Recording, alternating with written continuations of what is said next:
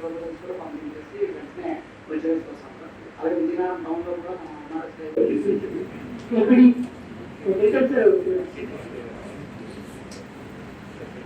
గడువు అయిపోతుందని అడిగారు. గడువు 31/3/26 ఉంది. 31/3/26 ఇప్పుడు 4 వచ్చిన ప్రస్తుతానికి ఎస్సీ ఎస్టీకి 15,000 చేస్తున్నాం డిపార్ట్మెంట్. పిఎం సూర్య గారి కింద మనకి ఇచ్చిన టార్గెట్ చెప్పండి. ఈ ఇయర్ మనం ఇప్పటికి 15,000 చేయాలనుకున్నాం కదా, ఎంత చేశాను ఇప్పటికి చెప్పండి. సార్ ఎస్సీ ఎస్టీ 15,000 3,600 చేశాం. ఇప్పుడు 8,000లో 2 వచ్చాయి. చెక్ చేసుకోండి, ఎక్కువ వచ్చాయని చెక్ చేసుకోండి సార్.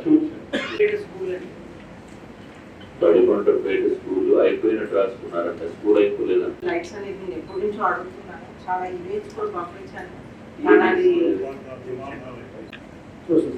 ఆఫీస్ డిపార్ట్మెంట్ వారు వారికి సంబంధించిన అంశాలు ఏమి వచ్చినవి అవన్నీ కూడా ఏమి మనం చేశామో. గౌరవ పార్లమెంటరీ సభ్యులు శ్రీ కలిసెట్టి అప్పలాడి గారి అధ్యక్షతన దిశా మీటింగ్ పెట్టుకోవడం జరిగింది.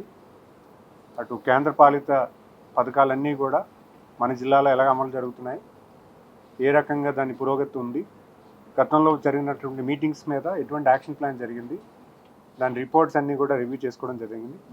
ప్రధానంగా ఉన్నటువంటి హైవే ఇష్యూస్ కానీ, లేకపోతే ఉన్నటువంటి ఎలక్ట్రికల్ డిపార్ట్మెంట్లో పురోగతి అవుతున్నటువంటి కొన్ని ఆర్టీఎస్ఎస్ స్కీమ్స్ కానీ, సూర్య గారు కానీ, మరి అలాగే ఉన్నటువంటి కేంద్ర రాష్ట్రం నుంచి వచ్చినటువంటి మిగతా పాలసీస్ అంటే స్కీమ్స్ ఏవవుతున్నాయి అవన్నీ కూడా ఎలాగ అవుతున్నాయని దాని మీద ప్రధానంగా చర్చ జరిగింది.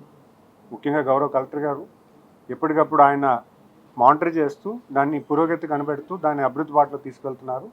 ముఖ్యంగా ఆయనకు ధన్యవాదాలు తెలియజేసుకుంటూ, మరి అధికారులు ఉన్నతాధికారులు అందరూ కూడా ఎప్పటికప్పుడు కూడా ప్రజల పట్ల ఉన్నతమైన బాధ్యతతో వ్యవహరిస్తున్నారు. వాళ్ళు కూడా ప్రత్యేకంగా ధన్యవాదాలు తెలియజేసుకుంటూ, ముఖ్యంగా ఇంకా మన స్ట్రెంగ్తన్ అవ్వాల్సిన ఉన్నాయి. మన హెల్త్ ఇండెక్స్ ఇంప్రూవ్ చేసుకోవాలి, అలాగే ఇన్ఫ్రాస్ట్రక్చర్ డెవలప్ చేసుకోవాలి, అలాగే ఉన్నటువంటి స్కిల్ డెవలప్మెంట్ కూడా ఇంకా స్ట్రెంగ్తన్ చేసుకోవాలి, లేబర్ డెవలప్మెంట్ స్కీమ్స్ కూడా ఇంకా మనం చేసుకోవాలి. ఇవన్నీ కూడా సమీక్ష చేసి ఉన్నతాధికారులకి సరైనటువంటి ఒక రిపోర్ట్ ఇవ్వమని చెప్పడం జరిగింది. భవిష్యత్ కాలంలో ఇంకా మంచి చేకూర్చేలాగా మేము ఇంకా in implementation of government central government schemes కూడా బెటర్ చేసేలాగా కార్యరూపం చేస్తాం. Thank you. మన పార్లమెంటు పరిధిలో 7 నియోజకవర్గాల్లో ఒక డిజిటల్ లైబ్రరీని, యోగా సెంటర్, రీడింగ్ రూమ్ అనే ఒక కాన్సెప్ట్తో మనం లాస్ట్ టైం చెప్పాం. దానికి సంబంధించి కూడా మనం ఇప్పుడు ఈ సమావేశం చర్చించడం జరిగింది.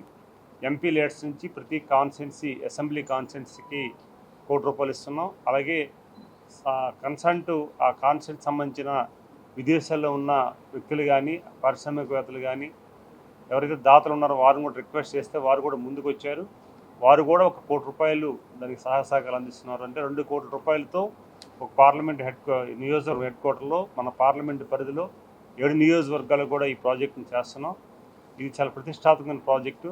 భారతదేశంలో ఫస్ట్ టైం మనం ఇక్కడ లాంచ్ చేస్తున్నాం. దానికి జిల్లా కలెక్టర్ గారు కూడా వారు సహాయ సహకారాలు అందిస్తున్నారు. రెవెన్యూ యంత్రాంగం కూడా ల్యాండ్స్ని ఇమీడియట్గా మాకు అప్పచెప్తే దానికి ఇమీడియట్గా ఫండ్స్ కూడా రెడీగా ఉన్నాయి కనుక దానికి టెండర్లు వేసి ఇమీడియట్గా దాన్ని చేయాలనేది ఇది. అలాగే మిగతా సంక్షేమ పథకాలు కానీ, అభివృద్ధి పథకాలు కానీ సకాలంలో స్పందించి అధికార యంత్రాంగం ఎక్కడ కూడా పెండింగ్ లేకుండా రివ్యూస్ చేసుకుంటూ ప్రజలకి మేలు జరిగే విధంగా, ఎందుకంటే ఈరోజు యావత్ భారతదేశం మన ఆంధ్రప్రదేశ్ వైపు చూస్తుంది.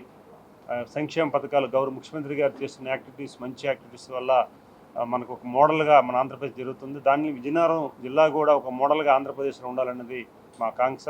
ఈరోజు మా మంత్రివర్యులు, ఎమ్మెల్యేలు, అలాగే కలెక్టర్ గారు, యంత్రాంగం కూడా ఆ సంకల్పంతో ముందుకెళ్తున్నారు.